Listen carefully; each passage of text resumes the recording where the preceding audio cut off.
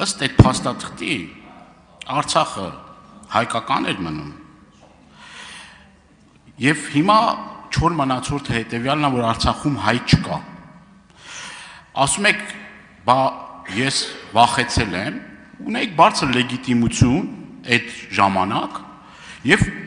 առնվազն ժողովրդի հետ անկեղծ լինեիք, ստեղծված իրավիճակը, ասեիք ինչ հնարավորություն կա,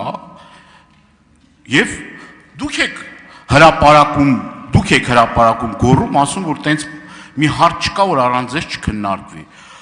Եվ ասում եք նոր պատերազմ, նոր տարածքներ, ասում եք բանակցում ենք այն ինչ որ ուզում ենք բանակցել։ Եվ այս խոսույթով ամբողջ այդ ժամանակահատվածը հանդես եք գալիս։ Վերջում եղավ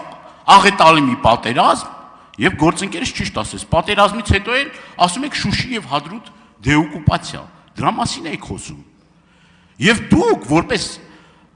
ոչ թե որպես պարզ Հայաստանի Հանրապետության քաղաքացի, այլ որպես Հայաստանի Հանրապետության վարչապետ, պարտավոր եք այդ ռիսկերը գնահատեիք։